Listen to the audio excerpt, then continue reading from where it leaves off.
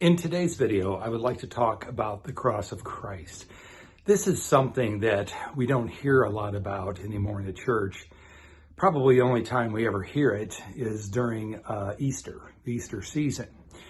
But the cross of Christ is very powerful. And there was something I read in a Facebook post today that reminded me of the need for the church and for Christians to understand the cross of Christ and its power and its importance in God's economy.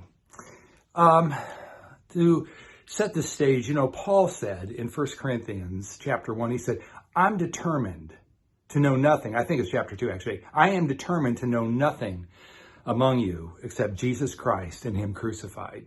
He also said in another portion that I am determined to know no one according to the flesh because of his realization of what Christ did on the cross. And Paul said in Galatians chapter 6, toward the end, he said, let no one trouble me, for I bear my body as the brands of Jesus. I am crucified to the world, and the world is crucified to me. To Paul in his ministry, the cross was everything. And in God's economy, the cross is the beginning point of your freedom. The cross is the beginning point of your freedom.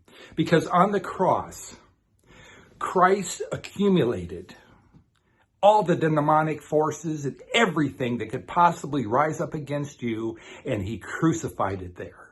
He crucified the evil forces of darkness. He stripped them off of mankind. He canceled all debt. He canceled sickness. He canceled disease. He canceled pain. He canceled anything and everything that separates us from the love of God. The cross of Christ is the medicine we need today. The cross of Christ is the cross that set us free indeed. We do not have to live under condemnation. We do not have to live under fear. We do not have to worry about tomorrow. Because anything and everything that rises up against us, Christ took care of on the cross. The cross, my friend, is your salvation. Today I read about, somebody mentioned, and this is going to be a stickler for some, concerning generational curses. The Old Testament speaks a lot about generational curses, how they're passed down from generation to generation, and all this stuff. And I understand that and I appreciate that. But I'm telling you right now, Christ obliterated generational curses on the cross. He became a curse so we would not have to suffer from the curses that were perpetrated on our bloodline from our grandparents, our great-grandparents, our great-great-grandparents, and our parents. Christ's cross annihilated every curse. Matter of fact, the Bible says that he became a curse for us so that we would not have to live under the curse any longer.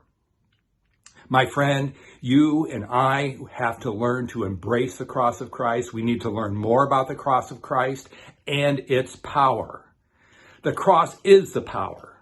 It's the power of God that saves us. It's the power of God that releases us from the bondage. It's the power of God that sets us free. We are no longer captives to the flesh. We are free in the spirit, all because of Christ's work on the cross. My friend, learn to embrace the cross. Learn to know what benefits you derived from what Christ did on the cross.